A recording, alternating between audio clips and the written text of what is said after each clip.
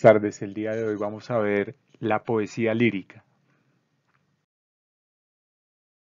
La poesía lírica del griego lyrike, lyrike y este de lyra es la forma poética que expresa tradicionalmente un sentimiento intenso una profunda reflexión, ambas ideas como manifestaciones de la experiencia del yo. Es el contexto histórico. El contexto histórico lo utilizamos en la poesía como el conjunto de circunstancias temporales, sociales y culturales que rodean un evento, una obra artística o un referente determinado y que pueden resultar relevantes para entender mejor su contenido. Dicho de otro modo, se trata de la diversa información circunstancial que enmarca un evento o un objeto y que establece su relación con el resto de las cosas que sucedían en esa época. Por ejemplo, la generación X o los baby boomers. Bueno, los elementos a tener en cuenta al momento de hacer el análisis de una poesía son los siguientes. El hablante lírico es el personaje o ser ficticio creado por el poeta para transmitir sus sentimientos y emociones, su manera de ver, interpretar y sentir la realidad que lo rodea. Es decir, es quien habla en el poema para expresar su mundo interior. Vamos a ver un ejemplo de Gabriela Mistral que dice: yo no quiero que a mi niña golondrina me la vuelvan. El hablante lírico en este caso sería una madre. Segundo, el temple de ánimo. Es el estado de ánimo que se percibe en el poema a través de lo expresado por el hablante lírico. La idea es adentrarse en su ámbito emocional, por lo que suele responder a la pregunta ¿qué siente? Alegría, amor, esperanza, nostalgia, odio, optimismo, pasión, perdón, pesimismo, tristeza, etc. Vamos a ver en esta frase qué temple de ánimo se puede ver en este poema. Tengo miedo, la tarde es gris y la tristeza del cielo se abre como una boca de muerto. Tiene mi corazón un llanto de princesa, olvidada en el fondo de un palacio desierto. Como podemos ver acá, el temple de ánimo es la tristeza. El objeto lírico es la idea, objeto, ser o situación en torno a la cual se construye el poema, que provoca sus emociones o sentimientos que son expresados a través del hablante lírico. Vosotras las familiares inevitables golosas, vosotras, moscas vulgares, me evocáis todas las cosas. Objeto, las moscas. El motivo lírico es el tema del cual trata el poema. Estará dado tanto por las emociones y los sentimientos que se reflejan como por el estado anímico del hablante lírico. Es decir, es la idea o sentimiento central que expresa o experimenta el hablante ante el objeto para permitir la construcción del poema. El motivo lírico se suele nombrar mediante sustantivos abstractos como por ejemplo la tristeza, la añoranza, el goce, la felicidad.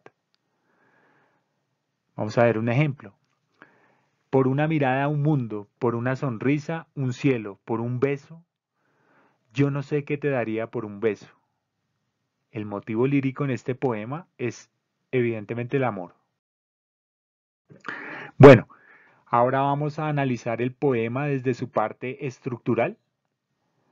Y aquí vamos a ver cuántos versos tiene el poema y cuántas estrofas forman esos versos. Y vamos después a identificar el número de versos y estrofas que utiliza el poeta para comunicar sus emociones o sentimientos. Vamos a empezar con lo que es la rima. Es un recurso de la poesía que consiste en la repetición de sonidos al final de un verso y se produce a partir de la última vocal acentuada. Ejemplo, la princesa está triste. ¿Qué tendrá la princesa? Los suspiros escapan de su boca de fresa. Como podemos ver, aquí tenemos una rima consonante en la cual la última vocal acentuada y las consonantes de esta última palabra de cada verso producen una rima. Otro ejemplo, que ha perdido la risa, que ha perdido el color, y en un vaso olvidada se desmaya una flor. Aquí podemos ver otra rima consonante en donde el sonido vocálico acentuado o se está en consonancia en los dos versos. Como lo estaba explicando anteriormente, la rima consonante se repiten los sonidos vocálicos y consonánticos a partir de la vocal tónica o vocal acentuada. Ejemplo, como, lomo, sendero, jardinero. Como podemos ver, desde la vocal acentuada, las consonantes y las vocales coinciden y se repiten en como, lomo y en sendero, jardinero. La rima asonante, por su parte, se repiten las vocales a partir de la última vocal tónica. Ejemplo, libertad, mar. En este caso, en la rima asonante, solamente se repiten los sonidos vocálicos. Tenemos otro tipo de rima que se llama la rima encadenada. Es una clase de rima que se desarrolla a lo largo de todo el poema, de forma que los versos pares e impares riman entre sí. En el poema Romance Sonámbulo de Federico García Lorca encontramos este tipo de rima encadenada que además es asonante, es decir, que solamente los sonidos vocálicos coinciden en los dos versos. Ejemplo, verde que te quiero verde, verso 1. Verde viento, verde ramas, verso 2. El barco sobre la mar, verso 3. Y el caballo de la montaña, verso 4. Como podemos ver, en el verso 2 y en el verso 4 se encadenan con este estilo de rima asonante. Rima abrazada. Conjunto de versos en los que los versos exteriores comparten una rima distinta a la de los interiores. Ejemplo de rima abrazada. ¿Qué me pasa con el cuarteto? Que yo no encuentro la rima, mejor le pregunto a mi prima, que de versos hace sonetos. Como podemos ver, el primer verso y el cuarto verso riman entre sí con una rima consonántica y a su vez a este tipo donde riman los versos exteriores se le denomina rima abrazada. En forma sucesiva, en donde se repite la primera sílaba o primera palabra, produciendo el efecto sonoro de repetición. Ejemplo, en el silencio solo se escuchaba el susurro de abejas que sonaba. Como podemos ver, aquí los fonemas o el sonido de la consonante S se repite en los dos versos y a esto es lo que denominamos aliteración. Esta es la primera figura literaria. Siguiente es la reiteración o anáfora. Consiste en repetir una palabra o conjunto de palabras al comienzo de una frase o verso. Con ello muchas veces se consigue dar énfasis a la frase. Ejemplo, soledad y está el pájaro en el árbol. Soledad y está el agua en las orillas. Soledad y está el viento en la nube. Soledad y está el mundo con nosotros. Soledad y estás tú conmigo solos. Como podemos ver acá se da la reiteración, la repetición en todos los versos de la palabra soledad. Hipérbole es un recurso literal en el que el autor utiliza palabras y frases específicas que exageran y a su vez dan más énfasis sobre todo el meollo fundamental de la declaración, con el fin de producir una más grande, un efecto más notable. El propósito de la hipérbole es crear un efecto enorme y hacer hincapié en un punto específico. Ejemplo, tengo un sueño que me muero. Otro ejemplo, érase un hombre a una nariz pegado, érase una nariz superlativa, érase una nariz sayón y escriba, érase un pez de espada muy barbado. Se hace una hipérbole con un aspecto físico de la persona a la cual se está describiendo, en este caso su nariz. Esta figura es muy reconocida y utilizada por los poetas, por los compositores. Es una figura retórica de pensamiento por medio de la cual una realidad o conceptos se expresan por medio de una realidad o conceptos diferentes con lo que lo representado guarda cierta relación de semejanza. Ejemplo, la primera primavera de la vida es una metáfora de la juventud. Las perlas de tu boca se aprecian mejor cuando sonríes.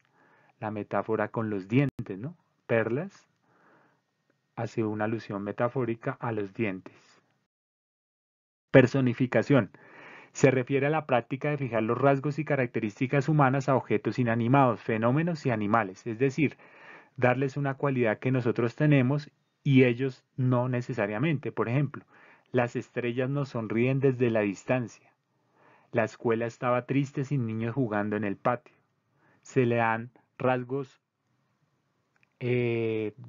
humanos a objetos, cosas o animales. Símil. Consiste en establecer una relación explícita entre un término real y uno alegórico o imaginario. Suele estar precedida o formar parte por o de las palabras como, cual, que o semejanza a. Y como la misma palabra indica, compara dos cosas que tienen relación y o pueden parecer iguales. Ejemplo, peligrosa como el mar. Tus dientes blancos como perlas. Cabello rizado como enredaderas en la pared. El atleta es muy veloz como un tornado. Un dictongo. Un diptongo es la unión de dos vocales pronunciadas en la misma sílaba. Por ejemplo, desierto, canción. El diptongo puede estar formado por una vocal abierta, A, E, O, y otra cerrada, I, U, o por dos vocales cerradas. Por ejemplo, viernes, viernes, cuidar. En este último ejemplo podemos ver que son dos vocales cerradas, la U y la I. ¿Qué es un hiato? Un hiato son dos vocales seguidas que forman dos sílabas. En el caso de que haya una vocal débil, pero esta sea tónica, lleve tilde, se deshace el dictongo, se convierte en hiato y ya tenemos dos sílabas. Por ejemplo, pi, o, ca, i, da, ru, a, u, na. Como podemos ver, la vocal acentuada es la vocal cerrada, u, y en otros casos la vocal i. Cuando está alguna de estas dos acentuada, se genera hiato, se separa el dictongo y cada uno pertenece a una sílaba diferente. Bueno, aquí finalmente, ¿por qué es importante saber lo que es un dictongo y un hiato? Porque cuando sabemos que es un dictongo y un hiato, podemos ahora sí estudiar verso a verso el poema, la canción o la composición lírica y podemos dar cuenta de cuántas sílabas trae un verso y por lo tanto, si sabemos cuántas sílabas trae cada verso, podemos nombrar cada verso con su referente o su palabra exacta. Por ejemplo, un verso que tiene cuatro sílabas se llama tetrasílabos. Por ejemplo, en la frase ¿quién lo duda? De Jorge Manrique. Hay versos pentasílabos de 5 sílabas, hexasílabos de 6, heptasílabos de 7 sílabas, octosílabos de 8 sílabas. A estos se les consideran antes de 8 sílabas versos menores y digamos cuando la extensión de un verso tiene más de 8 sílabas se le denomina 8 o más sílabas se les denomina versos mayores. En este caso, eneasílabos, 9 sílabas, son versos mayores. Decasílabos, 10 sílabas, son versos mayores. Endecasílabo, 11 sílabas, etcétera, etcétera. Muchas gracias. Dios les bendiga.